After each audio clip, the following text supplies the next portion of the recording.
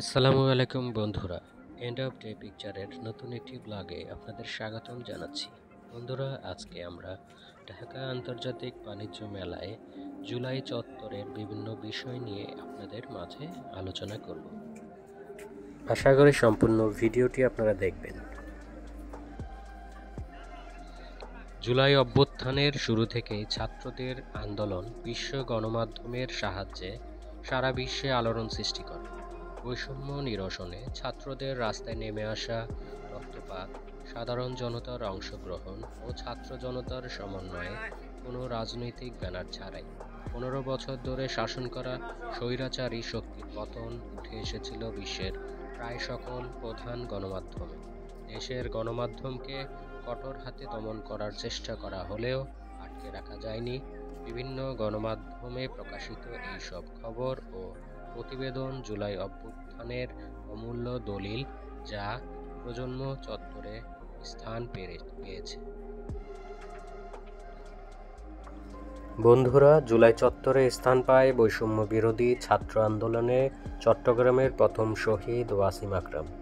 দুঃসাহস, এগিয়ে দেয়া বুক, প্রতিরোধের প্রসারিত দুই হাত। শহীদ আবু সাঈদ আমাদের অহংকার, নতুন বাংলাদেশের অঙ্গীকার সম্বলিত প্রতীকী ফেস্টুন স্থান পায় এই চত্বরে।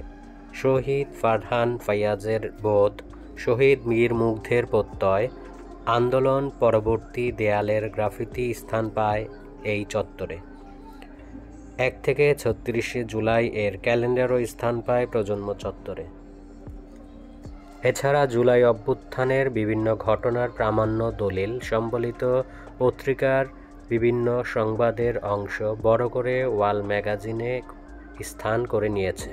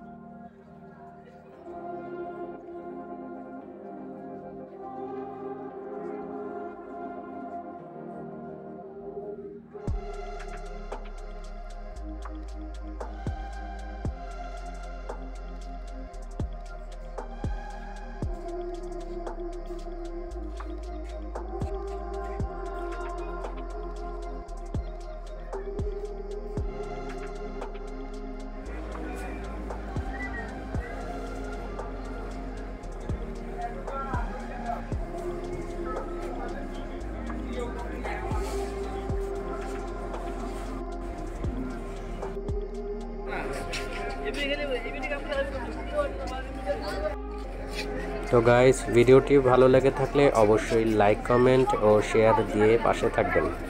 আর আমার চ্যানেলটিতে নতুন হয়ে থাকলে অবশ্যই সাবস্ক্রাইব করবেন। ধন্যবাদ।